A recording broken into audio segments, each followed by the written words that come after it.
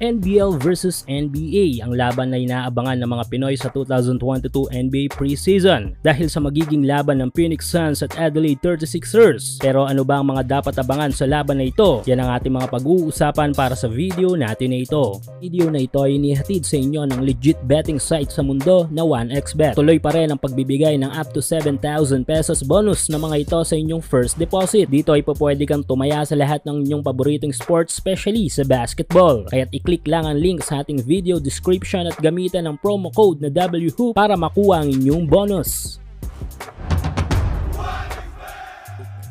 Bago ang magiging laban ng Adelaide kontra sa dalawang bigating NBA team sa 2022 NBA preseason ay noong bago ang pandemya ay dalawang beses nang nakalaro ang NBL Ball Club na ito sa NBA. Noong 2018 NBA preseason ay nakaharap ng Adelaide sa isang one-game NBL versus NBA event ang kupunan ng Utah Jazz. Wala pa noon ang ating kababayan na si Jordan Clarkson sa puder ng Utah. Tulad nga ng inaasahan ay natambakan ng Utah Jazz ang Adelaide sa matchup na yon sa final score na 129-99. Pinangunahan ni Donovan Mitchell ang panalong yong kontra sa Adelaide. Sa second NBA preseason appearance naman ng Adelaide ng sumunod na taon ay muli nilang hinarap ang team ng Jazz. Ngunit sa pangalawang pagkakataon ay muling natalo ang Adelaide sa final score na 133-81. Ang kumana naman noon sa Utah Jazz ay si Tony Bradley na nalipat na sa Chicago Bulls ngayon at si Jeff Green na naglalaro na ngayon para sa team ng Denver Nuggets. At matapos nga ang dalawang taon ay muling nagkasundo ang NBL at NBA na ituloy ang annual team matchup ng dalawang biggest basketball league sa mundo. Pero this time ay isang kupunan lang sa NBL ang lalahok sa preseason games ng NBA. At maswerte nga ang ating pambato dahil kabilang ito sa kupunang ito. Yes, bukod tangi ang Adelaide 36ers lamang ang may laro this year sa NBA preseason. At sa pagkakataong ito ay hindi na Utah Jazz ang kanilang makakaharap. Pero ganun pa man ay dalawang team ang makakaharap ng Adelaide this NBA preseason. Isang game kontra Phoenix Suns at isang laro naman para sa OKC Thunder. Phoenix Suns versus Adelaide 36ers. Sa current team roster ng Suns ay meron silang tatlong sentro. Ito nga ay sina 2018 first overall pick na si DeAndre Ayton, ang 6'8" na si Bismack Biyombo at ang 6'11"